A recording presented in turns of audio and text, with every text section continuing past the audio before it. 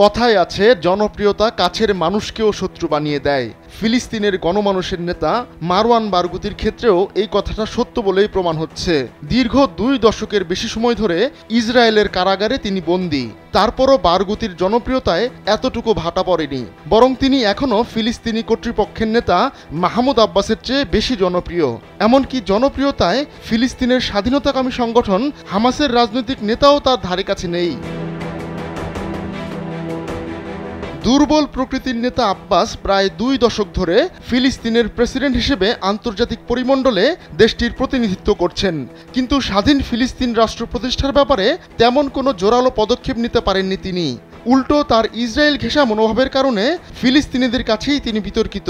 জীবনকে উপভোগ করার সব আয়োজনই একটি নিশ্চিন্ত কমিউনিটি লিভিং নিশ্চিত করছে রূপায়ণ সিটি উত্তরা। এবার নিজের স্বদেশী রাজনৈতিক প্রতিপক্ষ বারগুতিকে ইসরায়েলি কারাগারে বন্দী রাখতে চক্রান্ত শুরু করেছেন 88 বছর বয়সী আব্বাস।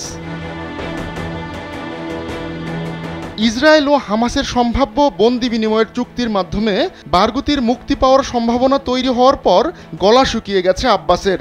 তাই এই চুক্তি থেকে ফাতাহ নেতা বারগুতিকে বাদ দেওয়ার অনুরোধ জানিয়েছেন ফিলিস্তিন কর্তৃপক্ষের জ্যেষ্ঠ কর্মকর্তারা। সূত্রের বরাত দিয়ে মিডল ইস্ট আই জানিয়েছে, প্যালেস্টিনিয়ান জেনারেল ইন্টেলিজেন্সের পরিচালক মাজিদ ফারাজ এবং প্যালেস্টাইন লিবারেশন অর্গানাইজেশন বা পিএলওর নির্বাহী কমিটির মহাসচিব হুসেইন আল শেখ এমন অনুরোধ জানিয়েছেন।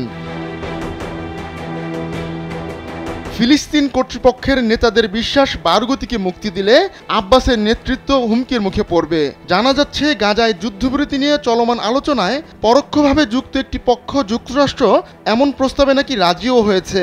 বন্দি বিনিময়ের জন্য হামাস যে তালিকা দেবে সেখানে বারগুতির নাম থাকবে বলে জানা যাচ্ছে। এমত অবস্থায় নিজের শক্তিশালী রাজনৈতিক প্রতিপক্ষকে দৃশ্যপট থেকে সরিয়ে দিতে চাইছেন আব্বাস। বারগুতির মুক্তি নিয়ে শুধু আব্বাসই নন, আপত্তি রয়েছে ইসরায়েলি প্রধানমন্ত্রী বেনিয়ামিন নেতানিয়াহু। বারগুতি মুক্তি পেলে 2 রাষ্ট্রভিত্তিক সমাধানের যে আলোচনা, তা থেকে তাকে বাদ দেওয়া যাবে না।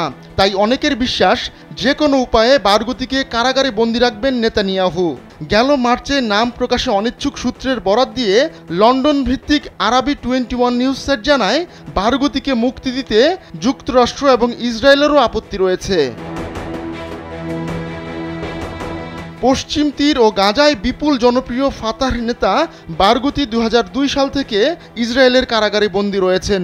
সম্প্রতি Palestinian centre for policy and survey research এক জরিপে জানিয়েছে, নির্বাচনে প্রতিদ্বন্দ্বিতা করলে আব্বাসকে বিশাল ব্যবধানে পরাজিত করবেন 64 বছর বয়সী বারগুতি। তবে এজন্য বারগুতিকে দেশি বিদেশি চক্রান্তের শৃঙ্খল থেকে মুক্ত হতে হবে। আহমদুল্লাহ শিকদার, কালবেলা ডেস্ক।